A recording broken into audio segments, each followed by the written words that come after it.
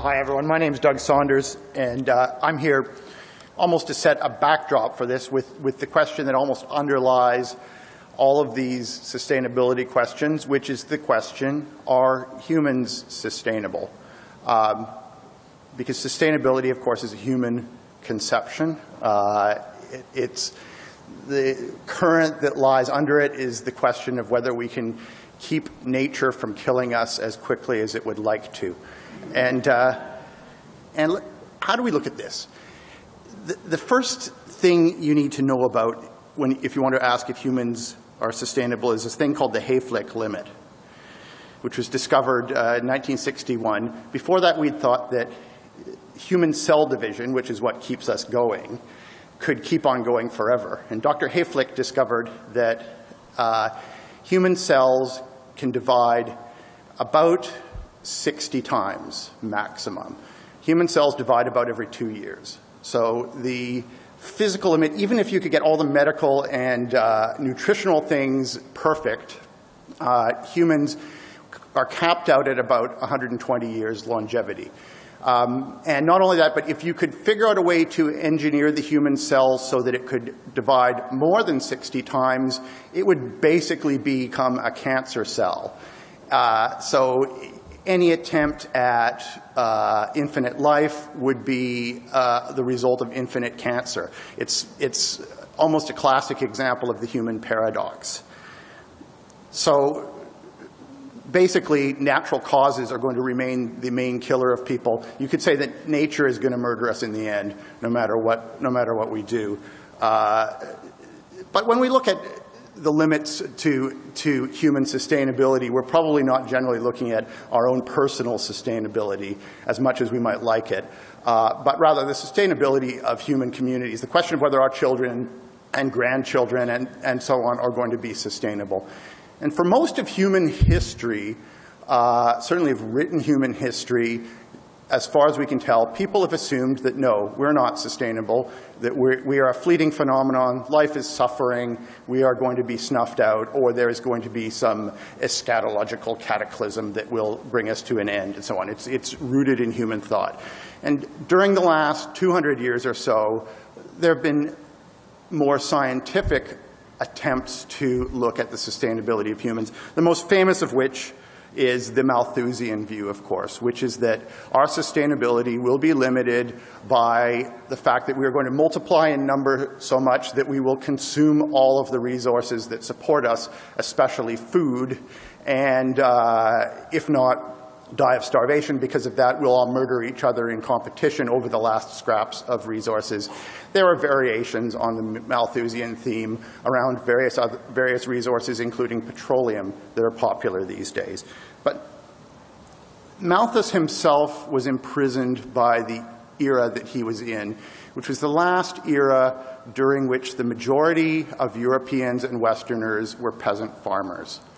And he didn't realize that what he was observing was a consequence of two factors in this, which is that if the majority of your population are peasant farmers, your population will reproduce at an extremely high rate, and that you'll produce very little food. And the Malthusian explanation of the limits gave way to what we call the Boesruppian explanation, named after Esther Boesrup, the Danish economist and feminist, who realized the problem with the Malthusian theory and its agricultural basis. And the Boesruppian theory essentially holds that the less of your population who are farmers, the more food you produce, and the lower your rate of population growth. Part of this was her understanding that the rate of education of women in a society is the key factor behind the sustainability of the population and the resources, the reduction in population growth and so on. But that itself is a consequence of urbanization and reduction of these things. And the Boesruppian law has proved to be one of those laws, like Moore's law or Newton's laws, that are pretty consistent throughout time and geography. That has remained pretty stable. The the proportion of farmers in a population is a pretty good indication of the amount of, inversely of the amount of food produced and of the rate of population growth. I mean, today, Canada has about 2% of its population working in agriculture. It produces many times more food than it can consume, is a net exporter of food, and produces more food than Bangladesh, which has a much larger population, 75% or 70% or so of whom are farmers, and which is a net importer of food to a huge degree. At this point in history, only about 17, 18 countries in the world are responsible for all of the world's population growth out of the 200-something countries. And if you look at a list of those 17 or 18 countries responsible for all the world's population growth, they happen to be the countries that have among the highest proportions of their population in subsistence agriculture, and also are the countries that are all dependent on imports of food as well. So Boesrup's law has remained very important. Fortunately, it's being overcome. At this point, countries that had seemed to be subject to Malthusian crises a generation ago are now subject to Boesrupian logic, including countries such as Iran and Turkey and Lebanon and the United Arab Emirates, China, Bangladesh very soon, all of which are approaching points where their populations will begin shrinking and will begin producing enough food to provide for themselves and so on. There's a hump to get over that will become a sustainability problem in that since 2008, the world has not been producing enough food as much as it consumes. We know that this will be overcome at some point as we get through this transition in population growth and food production, which tend to be mutually supportive things. But it's a very awkward period at the moment until there's enough investment in agriculture and so on. But we will approach at some point this century what you would call a post-Boesrupian era when